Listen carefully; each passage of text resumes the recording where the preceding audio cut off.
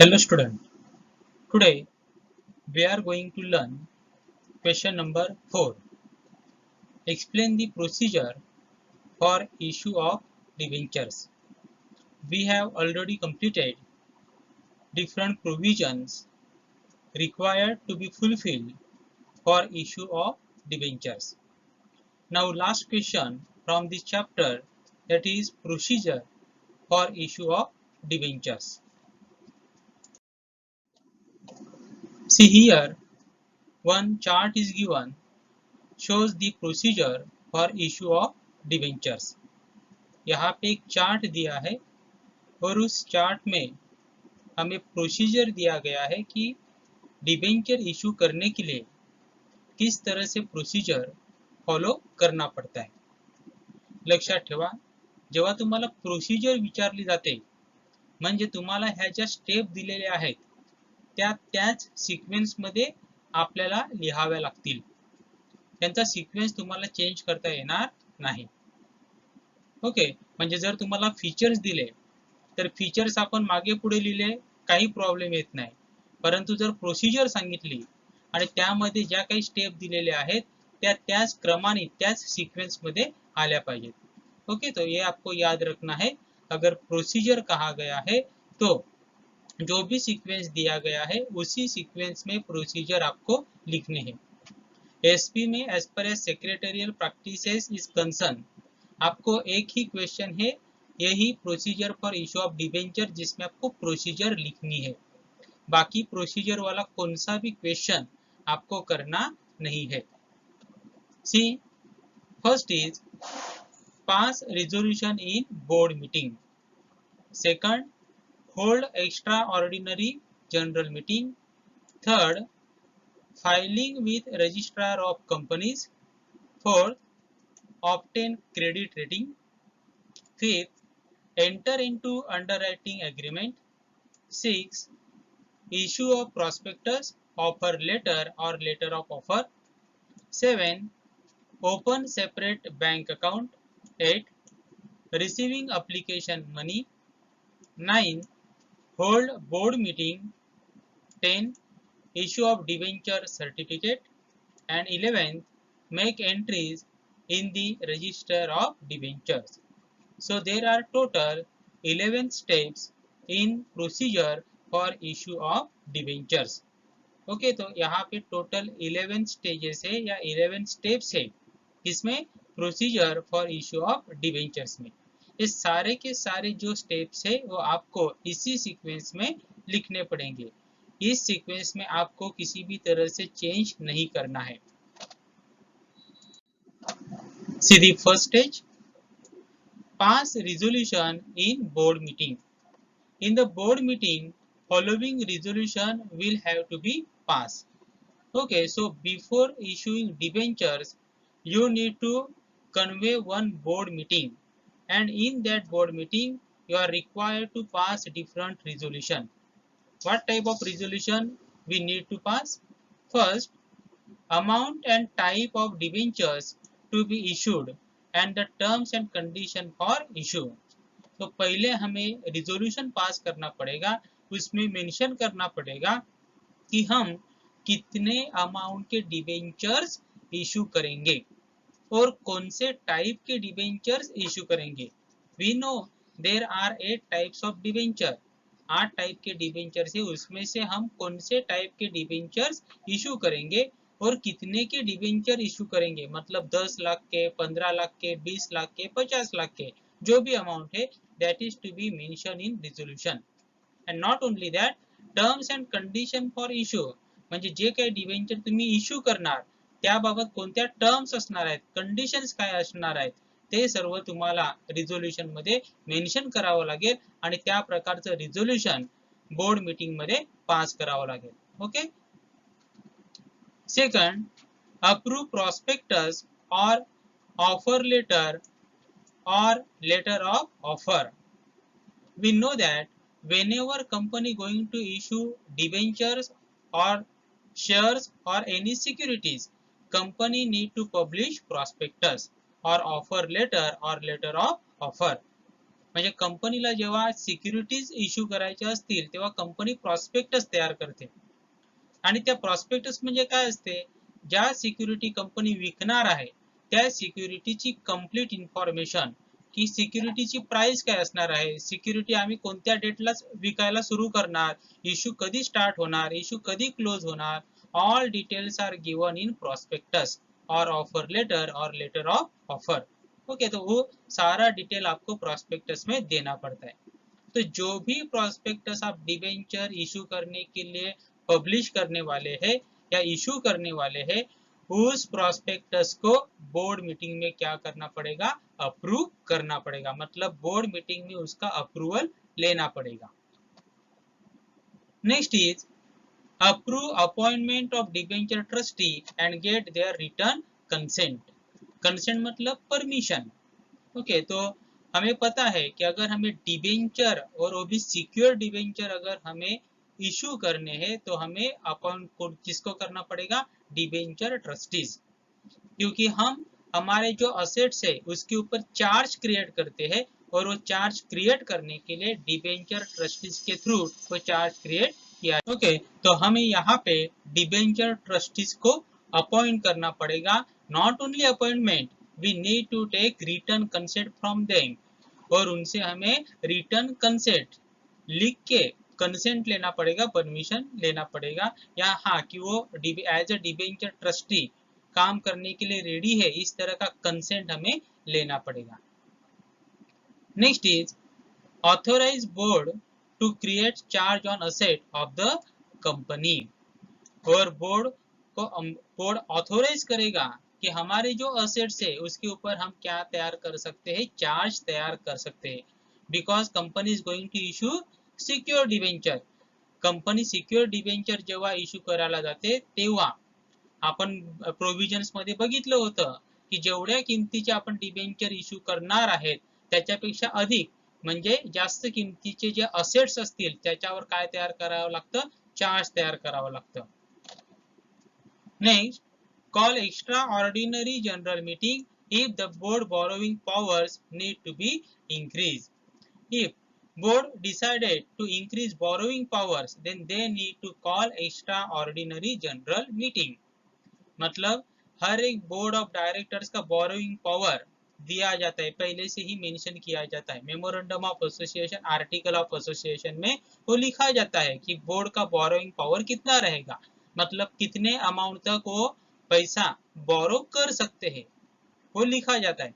लेकिन अगर हमें बोरोइंग पावर बढ़ाना है, बोरोइंग पावर क्या करना है, बढ़ाना है, तब हमें एक्स्ट्रा ऑर्डिनरी जनरल मीटिंग बुला के उस बोरोविंग पॉवर को बढ़ाना पड़ेगा. हा लक्षात, म्हणजे प्रत्येक बोर्ड ऑफ डायरेक्टरची बोरोविंग पॉवर म्हणजे आपली कंपनी किती पैसे बोरो करू शकते त्याची एक लिमिट असते, आणि जर ती लिमिट वाढवायची असेल तर वाढवण्यासाठी एक्स्ट्रा ऑर्डिनरी जनरल मीटिंग आपल्याला बोलवावी लागेल. त्यामध्ये त्या प्रकारचं रिझोल्युशन पास करून घ्यावं लागेल आणि त्यानंतरच बोर्डची जी बोर्ड ऑफ डायरेक्टरची बॉरोइंग पॉवर काय होऊ शकते, वाढवली जाऊ शकते. Next is authorises board to open separate bank account for receiving money from applicants. We know that after publishing prospectus in newspaper or after issuing prospectus through electronic media, company will receive application from investor to purchase debentures. Along with that application, investor need to pay application money, and all that application money need to be collected, need to be deposited in separate bank account. म्हणजे जेव्हा आपण prospectus देतो, prospectus publish करतो, मग ते newspaper मध्ये दिलं जाईल, email through दिले जाईल, आपल्या वेबसाईटवर दिलं जाऊ शकतं. ते प्रॉस्पेक्टस बघून ज्या लोकांना आपल्या कंपनीचे डिबेंचर परचेस करायचे आहेत ते आपल्या कंपनीमध्ये अप्लिकेशन देणार, आणि त्या अप्लिकेशन बरोबर काय देणार, अप्लिकेशन मनी देणार. आलं लक्षात. आणि जे काही अप्लिकेशन मनी आपल्या कंपनीकडे मिळणार, आपल्याला मिळणार, ते एका सेपरेट बँक अकाउंट मध्ये आपल्याला ठेवावे लागतात. आणि म्हणून या ठिकाणी बोर्डाकडनं परमिशन घेतली जाते to open separate bank account to receive application money. Okay, तो अप्लिकेशन मनी जितना भी आएगा वो डिपॉजिट करने के लिए या वो पैसा रखने के लिए एक सेपरेट बैंक अकाउंट की जरूरत पड़ेगी।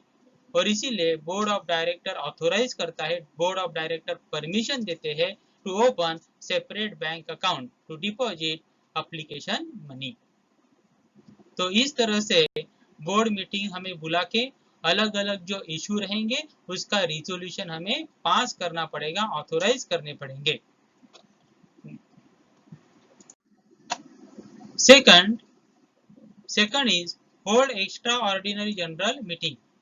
If borrowing power of the board is to be increased, extraordinary general meeting must be held to get the shareholders approval through a special resolution.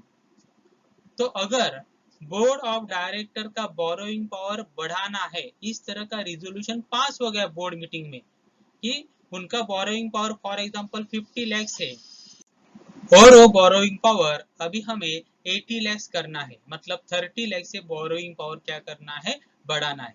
इस तरह का रिजोल्यूशन तो बोर्ड मीटिंग में पास हुआ, लेकिन उसके लिए कौन सा मीटिंग बनाना पड़ेगा, एक्स्ट्रा ऑर्डिनरी जनरल मीटिंग हमें कन्वे करना पड़ेगा, बुलाना पड़ेगा। उस मीटिंग में शेयर होल्डर के थ्रू एक स्पेशल रिजोल्यूशन हमें पास करवा के बोर्ड ऑफ डायरेक्टर्स का बोरोइंग पावर है वो हमें बढ़ाना पड़ेगा। आलं लक्षात? म्हणजे आपण त्या ठिकाणी अप्रूव्हल घेतलं की एक्स्ट्रा ऑर्डिनरी जनरल मीटिंग बोलवायची आहे, मग आता आपल्याला बोर्ड ऑफ डायरेक्टरची बोरोइंग पॉवर काय करायची आहे, इन्क्रीज करायची आहे। मग एक्स्ट्रा ऑर्डिनरी जनरल मीटिंग बोलवली जाईल, त्यामध्ये शेअर होल्डर कडनं अप्रूव्हल घेऊन स्पेशल रिझोल्यूशन पास करून बोर्ड ऑफ डायरेक्टरची बोरोइंग पॉवर वाढवली जाईल। Third is filing with registrar of companies. Secretary has to file the special resolution and copy of prospectus, offer letter or letter of offer with registrar of company within 30 days of board meeting. Okay, so secretary need to submit special resolution and copy of prospectus or copy of offer letter or letter of offer with registrar of company within 30 days from the date of board meeting. म्हणजे आपली जी board meeting झालेली आहे त्या board meeting मधलं जे काही special resolution असेल ते त्याची कॉपी आणि आपलं जे काही प्रॉस्पेक्टस आहे, ऑफर लेटर आहे किंवा लेटर ऑफ ऑफर आहे त्याची एक कॉपी रजिस्ट्रार ऑफ कंपनीज कडे जमा करावी लागेल। मग किती दिवसात जमा करायची, within 30 days from the date of board meeting. आपली जी बोर्ड मीटिंग झालेली आहे त्या तारखेपासून 30 दिवसामध्ये हे सर्व डॉक्युमेंट्स म्हणजे special resolution, copy of prospectus, offer letter और लेटर ऑफ ऑफर हे रजिस्ट्रार ऑफ कंपनीज कडे जमा करावे लागेल। ओके, तो यहाँ पे हमें याद रखना है जैसे ही हमारा बोर्ड मीटिंग होता है उस तारीख से 30 दिन के अंदर सेक्रेटरी को क्या करना है, स्पेशल रिजोल्यूशन का कॉपी, हमारा जो प्रॉस्पेक्टस है उसका कॉपी, ऑफर लेटर या लेटर ऑफ ऑफर उसका कॉपी रजिस्टर ऑफ कंपनीज में जमा करना है। Fourth, obtain credit rating. Company gets its debenture rated by one or more credit rating agencies. The rating must be mentioned in the prospectus, offer letter or letter of offer. हमने ये पहले भी देखा है प्रोविजन में कि अगर हम डिबेंचर इशू कर रहे हैं तो हमारे डिबेंचर्स का क्रेडिट रेटिंग करवाना पड़ेगा। क्रेडिट रेटिंग करने वाली कुछ एजेंसीज रहती है जैसे कि क्रेसिल, केयर, इस तरह की जो एजेंसी है वो हमारे डिबेंचर या हमारे सिक्योरिटीज का रेटिंग करती है। मतलब हमारा फाइनेंशियल पोजीशन जितना भी है, हमारे फाइनेंशियल मैटर से उनको एनालाइज करके वो रेटिंग किया जाएगा। और वो रेटिंग हम लोगों ने देखा था, ट्रिपल ए हो सकता है, डबल ए हो सकता है, सिर्फ ए हो सकता है। वो रेटिंग से क्या पता चलता है कि हमारे कंपनी के डिबेंचर में अगर कोई इन्वेस्टर, जनरल पब्लिक पैसा इन्वेस्ट करता है तो उनका पैसा कितना सेफ है। मतलब जनरल पब्लिक को अगर बैलेंस शीट पढ़ना नहीं आता है, प्रॉफिट एंड लॉस पता नहीं चलता है और उसको अगर डिसाइड करना है कि इस कंपनी में पैसा लगाया जाए या ना लगाया जाए, इस कंपनी के डिबेंचर परचेस करे या ना करे, तो वो सिर्फ क्रेडिट रेटिंग देखे ये डिसाइड कर सकता है कि इस कंपनी में इन्वेस्टमेंट करना रिस्की है या नहीं है। तो इसीलिए क्रेडिट रेटिंग करवाना पड़ता है। तो किसी भी एक एजेंसी से कम एक एजेंसी से क्रेडिट रेटिंग करवाना पड़ेगा, और जो भी क्रेडिट रेटिंग आएगा, अच्छा आया तो अच्छा, खराब आया तो खराब, जो भी क्रेडिट रेटिंग आएगा वो क्रेडिट रेटिंग आपको प्रॉस्पेक्टस में या ऑफर लेटर में या लेटर ऑफ ऑफर में आपको मेन्शन करना पडेगा। आलं लक्षात? म्हणजे आपण क्रेडिट रेटिंग करून घ्यायची, क्रिसिल किंवा केअर यासारख्या ज्या एजन्सी आहेत त्यांच्याकडनं आपल्या डिबेंचरला किंवा आपल्या सिक्युरिटीजला जी काही क्रेडिट रेटिंग येईल, मग चांगली पण येईल किंवा खराब पण येईल, आपली फायनान्शियल पोझिशन खराब असेल, आपला आधीचे फायनान्शियल ऍक्टिव्हिटीज खराब असतील, तर आपल्याला क्रेडिट रेटिंग खराब येऊ शकते। आणि जी काही क्रेडिट रेटिंग आपल्याला येईल ती आपल्याला प्रॉस्पेक्टस मध्ये, ऑफर लेटर मध्ये किंवा लेटर ऑफ ऑफर मध्ये मेन्शन करावी लागेल। Next, enter into underwriting agreement. Company enters into an underwriting agreement for underwriting its debenture issue. अगर कंपनी को लगता है कि हमारे डिबेंचर बेचे जाएंगे या नहीं, ऐसा अगर कंपनी को शक है तो कंपनी अंडरराइटिंग एग्रीमेंट कर सकती है। अंडरराइटिंग एग्रीमेंट में क्या होता है, कंपनी और बैंक या कंपनी या फाइनेंशियल इंस्टीट्यूशन, इसमें एक एग्रीमेंट हो जाएगा। जैसे अगर हमारी कंपनी है, हमें 50 लाख के डिबेंचर बेचने हैं, ओके, लेकिन हमें भरोसा नहीं कि हमारे डिबेंचर बेचे जाएंगे या नहीं, तो हम क्या करेंगे, किसी बैंक के साथ अंडरराइटिंग एग्रीमेंट करेंगे। अंडरराइटिंग एग्रीमेंट करने के बाद वो जो बैंक है वो हमारे 50 लाख के डिबेंचर बेचे जाने की गारंटी लेता है। और अगर हमारे डिबेंचर बेचे नहीं, फॉर एग्जांपल 40 लाख के डिबेंचर पब्लिक ने ले लिए, फिर भी 10 लाख के डिबेंचर बचे, वो 10 लाख के डिबेंचर कौन परचेस करेगा, बैंक परचेस करेगा। तो यहाँ पे जो डिबेंचर अगर बेचे नहीं जाएंगे, वो डिबेंचर परचेस करने की जिम्मेदारी अंडरराइटिंग एग्रीमेंट करने वाली जो इंस्टीट्यूट है, जैसे कि बैंक है या फाइनेंशियल इंस्टीट्यूट है, वो लेती है।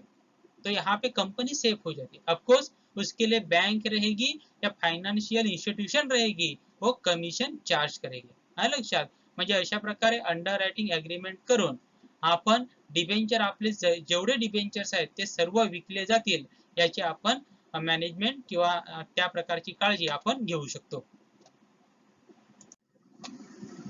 6 is issue prospectus, letter of offer or offer letter. Company issue prospectus if it is inviting the public to buy its debenture. Offer letter is issued if company makes private placement, and letter of offer for right issue. Okay, so company need to issue prospectus if company inviting the public to purchase its debenture. म्हणजे जर company आपले debenture general पब्लिकला issue करणार असेल तर त्यांना prospectus issue करावं लागतं, prospectus publish करावं लागतं। Offer letter is issued if company makes private placement. अगर कंपनी ने डिसाइड किया कि हमें सिर्फ गिने चुने जो लोग हैं, हमारे रिश्तेदार है, हमारे फैमिली मेंबर है, उनको ही डिबेंचर्स देने हैं, लिमिटेड लोगों को डिबेंचर्स देने हैं, तो उसे कहा जाएगा प्राइवेट प्लेसमेंट। तो अगर कंपनी को प्राइवेट प्लेसमेंट करना है तो ऑफर लेटर इशू करना पड़ेगा। और अगर राइट इशू के थ्रू डिबेंचर्स देने हैं तो क्या देना पड़ेगा, लेटर ऑफ ऑफर देना पड़ेगा। ओके, तो यहाँ पे याद रखना, पब्लिक इशू करना है तो प्रॉस्पेक्टस, प्राइवेट प्लेसमेंट करना है तो ऑफर लेटर, और अगर राइट इशू ऑफ डिबेंचर करना है तो लेटर ऑफ ऑफर। लक्षात ठेवून द्या, पब्लिक इशू करायचं असेल तर प्रॉस्पेक्टस, लेटर ऑफर लेटर कधी, जर प्राइवेट प्लेसमेंट करायचं असेल तर ऑफर लेटर, आणि राइट इश्यू करायचं असेल तर लेटर ऑफ ऑफर हे इश्यू करावं लागेल। 7th is open separate bank account. Company open a separate bank account in scheduled bank to receive the money from the applicant. Okay, after issuing prospectus, company will issue application from investor to purchase the debentures of the company. Along with that application, applicant need to pay application money, and all that application money need to be deposited in separate bank account in a scheduled bank. देखो, हम जब prospectus issue करेंगे वो prospectus पढ़ के जिन लोगों को हमारे कंपनी के डिबेंचर परचेज करने हैं वो हमारे कंपनी में एप्लीकेशन करेंगे। उस एप्लीकेशन के साथ उन्हें एप्लीकेशन मनी भी देना पड़ेगा जो हम प्रोस्पेक्टस में मेंशन करेंगे। एप्लीकांट मतलब जिन लोगों को हमारे शेयर्स या हमारे डिबेंचर परचेज करने हैं, एप्लीकांट एप्लीकेशन के साथ एप्लीकेशन मनी देंगे और जो भी एप्लीकेशन मनी दिया जाएगा वो सेपरेट बैंक अकाउंट में हमें रखना पड़ेगा।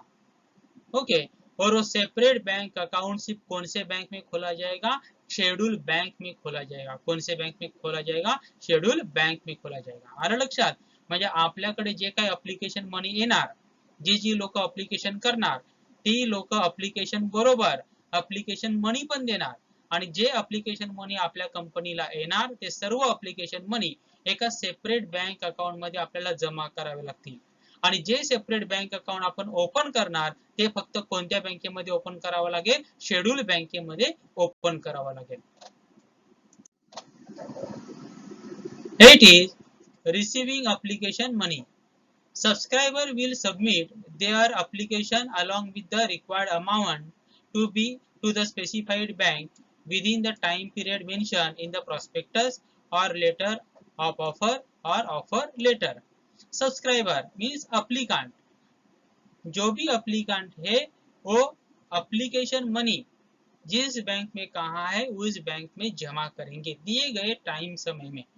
जो भी टाइम या जो भी समय प्रोस्पेक्टस, लेटर ऑफ ऑफर या ऑफर लेटर में लिखा गया है उस समय में वो जो एप्लीकेंट है वो एप्लीकेशन मनी उस बैंक अकाउंट में क्या करेंगे? जमा करेंगे। 9th is hold board meeting. After the issue closes, a board meeting is held to decide and approve allotment of debenture. Board also approve creation of charge on the company's assets.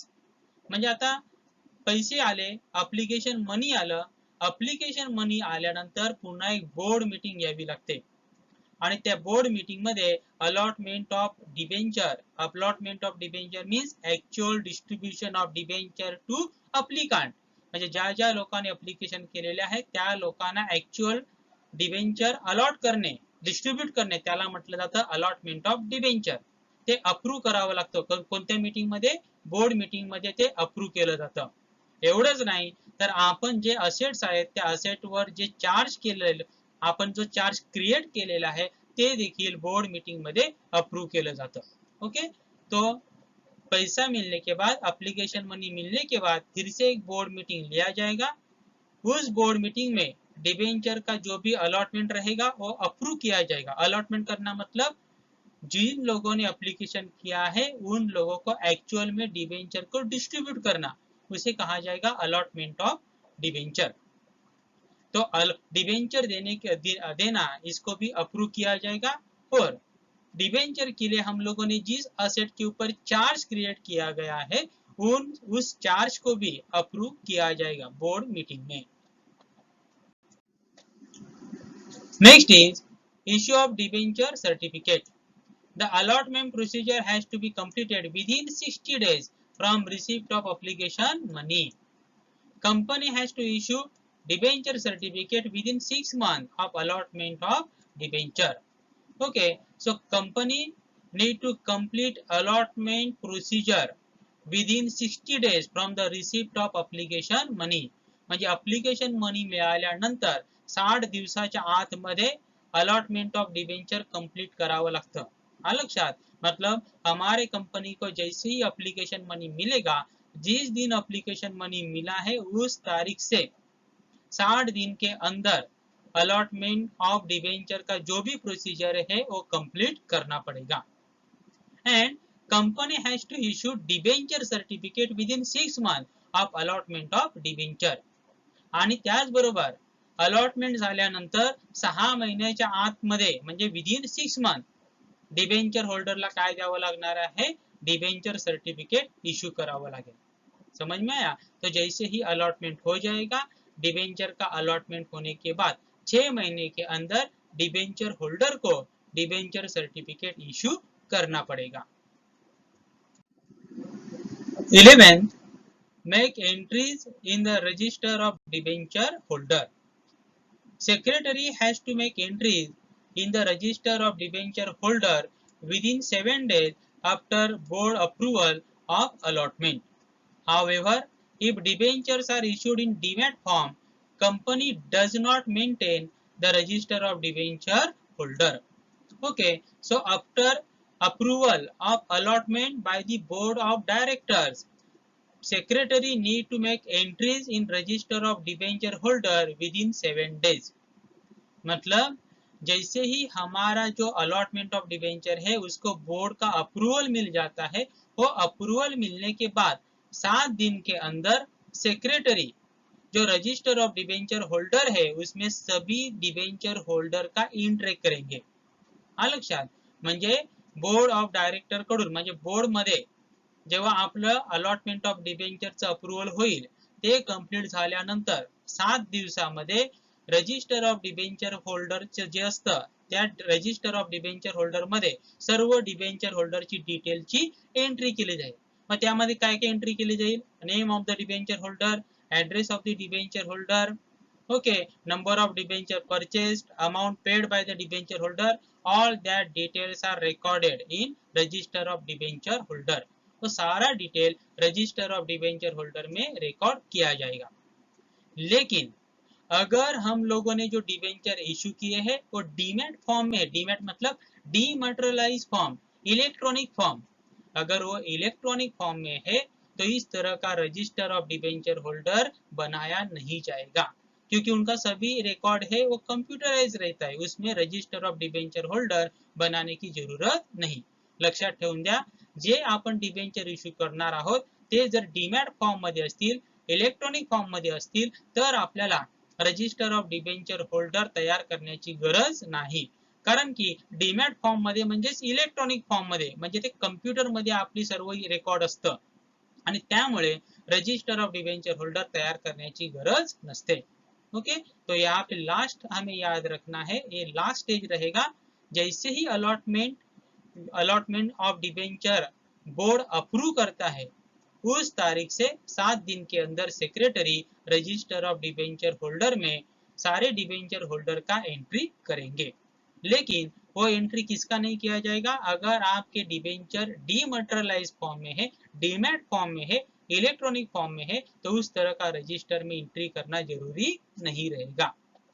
Okay, so all these are stages or these are steps included in procedure of issue of debentures.